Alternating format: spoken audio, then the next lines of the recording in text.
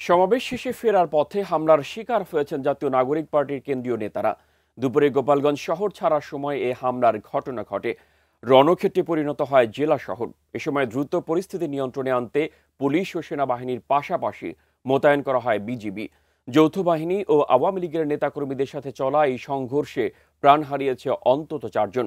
অবরুদ্ধ অবস্থায় যুদ্ধের হুঁশিয়ারি দেন জাতীয় নাগরিক পার্টির মুখ্য সমন্বয়ক নাসির উদ্দিন পাটোয়ারি। আরও জানাচ্ছেন সহকর্মী শাহাদাত রিফাত।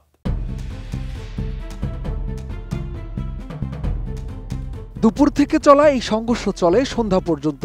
আওয়ামী লীগ ও নিষিদ্ধ সংগঠন ছাত্রলীগের হামলায় গোপালগঞ্জে অবরুদ্ধ হয়ে পড়েন জাতীয় নাগরিক পার্টির কেন্দ্রীয় নেতারা।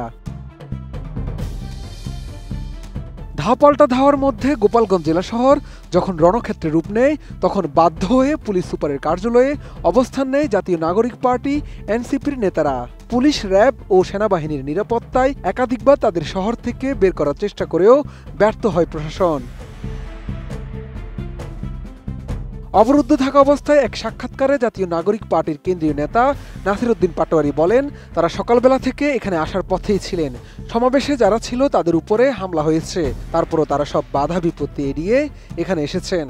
আমরা তো সকালবেলা থেকে আসতেছিলাম, এখানে যারা সমাবেশে ছিল তাদের উপরে হামলা হয়েছে, তারপরে আমরা সব বাধা বিপত্তি এড়িয়ে এখানে এসেছি। আমরা সমাবেশে বক্তব্য রেখেছি। অভিযোগ করে নাসির উদ্দিন পাটোয়ারি বলেন, তারা সমাবেশ শেষ করে ফেরার পথে গ্রাম থেকে আওয়ামী লীগ ও যুবলীগের নেতাকর্মীরা এসে তাদের উপর চড়াও হয়। তার মতে সারা বাংলাদেশ থেকে আসা আওয়ামী লীগ ও যুবলীগের কর্মীরা এখানে আশ্রয় নিয়েছে। আমরা যখন রওনা দিলাম তখন গ্রাম থেকে সব আওয়ামী লীগের, যুবলীগ এবং সারা বাংলাদেশের যারা আওয়ামী লীগ যুবলীগ আছে তারা এখানে আশ্রয় নিয়েছে। এবং গতকাল শেখ হাসিনা এবং তাদের যে কমান্ডো বাহিনী আছে তারা এখানে ডিপ্লয় করেছে। প্রাণ ইউএইচটি মিল্ক, শুদ্ধতায় ও মমতায় সব সময় সেরা স্বাদে। যৌথ বাহিনীর বিরুদ্ধে অভিযোগ তুলে নাসির উদ্দিন পাটোয়ারি বলেন, সবচেয়ে আশ্চর্যের বিষয় হলো এখানে আর্মি নিষ্ক্রিয়, পুলিশ নিষ্ক্রিয়। তাদের যদি বলা হতো তারা প্রোটেকশন নিয়ে আসতেন। সবচেয়ে আমরা দেখেছি এখানে আর্মি নিষ্ক্রিয়, পুলিশ নিষ্ক্রিয়। আমাদের যদি বলা হতো আমরা প্রোটেকশন নিয়ে আসতাম। পাটোয়ারি অভিযোগ করেন, প্রশাসন থেকে পরিস্থিতি শান্ত থাকার আশ্বাস দেয়া হলেও বাস্তবে তার বিপরীত চিত্র দেখা গেছে। তিনি বলেন, গোপালগঞ্জের পুলিশ প্রশাসন সব প্রশাসন দলীয়করণ করা হয়েছে, তারা আওয়ামী লীগকে সাপোর্ট দিয়ে যাচ্ছে। কিন্তু যখন আমাদেরকে বলা হয়েছে যে এখানে পরিস্থিতি শান্ত আছে, কিন্তু আমরা বাস্তবে এসে দেখেছি এখানে পরিস্থিতি শান্ত নাই।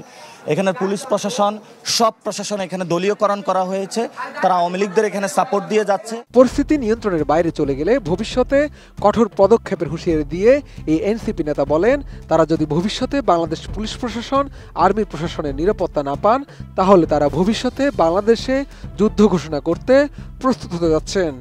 আমরা যদি সামনে ভবিষ্যৎ বাংলাদেশে যদি পুলিশ প্রশাসন, আর্মি প্রশাসন যদি তারা নিরাপত্তা না দিতে পারে, আমরা ভবিষ্যতে বাংলাদেশে যুদ্ধ ঘোষণাতে প্রস্তুত হতে যাচ্ছি। তবে রণক্ষেত্রে রূপ নেয়া গোপালগঞ্জ জেলা শহর থেকে ঘটনার দিন সন্ধ্যায় সেনাবাহিনীর সাজোয়া যান এসিপি করেই শহর থেকে সরিয়ে নেওয়া হয় জাতীয় নাগরিক পার্টির কেন্দ্রীয় নেতাদের।